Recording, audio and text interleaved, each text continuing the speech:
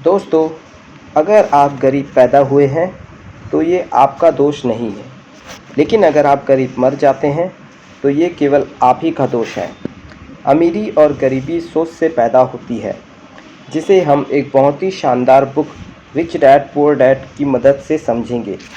इस बुक से हम ऐसे लेसन सीखेंगे जो हमें रिच माइंडसेट की तरफ लेकर जाएगी। नंबर 1, अमीर लोग पैसों के लिए काम नहीं करते। दोस्तों, 90% लोग पैसों के लिए काम करने का विकल्प चुनते हैं क्योंकि ये आसान होता है। सुबह उठो, नाश्ता करो और अपने ऑफिस के लिए दौड़ लगाओ। हम सबकी ज़िंदगी इसी में बंधी हुई है और रात को फिर से सो जाओ, सुबह फिर यही सब दोहराओ और इसी तरह वह अपनी पूरी ज़िंदगी निकाल देते हैं। दूसरी तरफ जो अमीर लोग होते हैं वे रिस्क लेकर कुछ ऐसा करते हैं जिससे उनका पैसा उनके लिए काम करता है। वे अपने पैसों से काम करवाकर और पैसा बनाते हैं। नंबर 2, पैसों की समझ क्यों सिखाई जानी चाहिए। हम सब स्कूल जाते हैं कुछ सीखने के लिए, कुछ बनने के लिए। हम बहुत से विषयों के बारे में पढ़ाया जाता है या बहुत कुछ पढ़ाया जाता है, मगर हमें स्कूल में पैसों के बारे में नहीं पढ़ाया जाता। हमें स्कूल में अलग अलग विषयों के बारे में पढ़ाया जाता है, मगर क्या ये विषय हमारी असल ज़िंदगी में काम करते हैं? इसका जवाब है नहीं। हमें पैसों के बारे में क्यों नहीं पढ़ाया जाता? गरीब और मध्यम वर्गीय यही सलाह देते हैं कि स्कूल जाओ, मेहनत करो और एक अच्छी नौकरी करो, और वे अपने बच्चों को भी इसी राह पर चलने की सलाह देते हैं। मगर दूसरी तरफ अमीर लोग अपने बच्चों को पैसों की समझ देते हैं जो उन्हें स्कूल में नहीं, असल ज़िंदगी के अनुभव से दिया जाता है। अमीर लोग अपने बच्चों को ये सिखाते हैं कि पैसों से अपने लिए कैसे काम करवाया जाता है। वही गरीब और मध्यम वर्गीय लोग अपने बच्चों को ये सिखाते हैं कि पैसों के लिए कैसे काम किया जाता है। नंबर 3, अपने काम से काम रखें। इतने सारे लोग अपने आप को पैसों के गहरे संकट में डाल लेते हैं। जब उनकी आमदनी कम हो जाती है तो वह पैसे जुटाने के लिए अपनी संपत्ति बेचते हैं।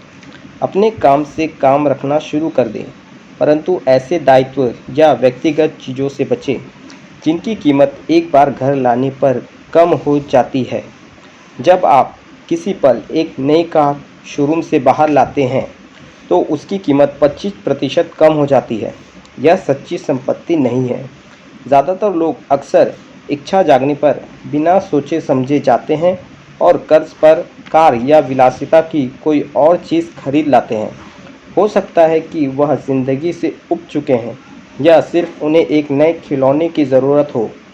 कर्ज पर विलासिता की चीज़ें खरीदने से देर सबेर वह आदमी उस चीज़ से चिढ़ने लगता है, क्योंकि उसके कारण जो कर्ज लिया गया था वह एक भार बन चुका है।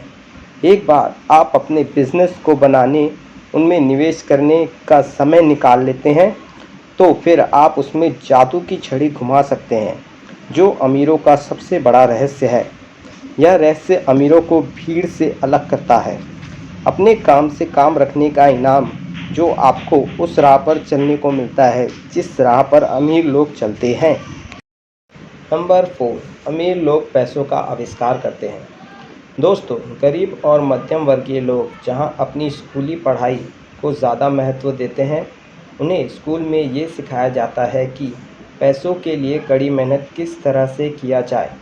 उन्हें स्कूल में ये नहीं सिखाया जाता कि पैसों से अपने लिए कड़ी मेहनत किस तरह से करवाई जाए।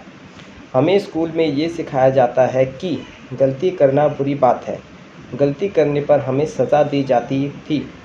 यही गरीब और अमीरों के बीच का फ़र्क है कि जहाँ गरीब आदमी गलती करने से डरता है और कहता है कि गलती करना बहुत बुरी बात है, वही अमीर आदमी हर बार गलती करता है और वह उस गलती से सीख कर आगे बढ़ जाता है। यही सेम चीज़ें पैसों के मामले में भी होती है। गरीब और मध्यम वर्गीय लोग पैसे खो जाने को गलती मानते हैं। वे कभी रिस्क नहीं उठाते और जीवन में एक सामान्य व्यक्ति की तरह जीते हैं।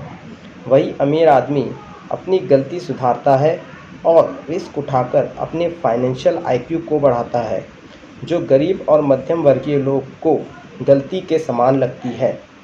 अमीर लोग जितना हो सकता है उतना अपनी फाइनेंशियल आईक्यू को बढ़ाते हैं। ये लोग सीखने पर ज़्यादा जोर देते हैं।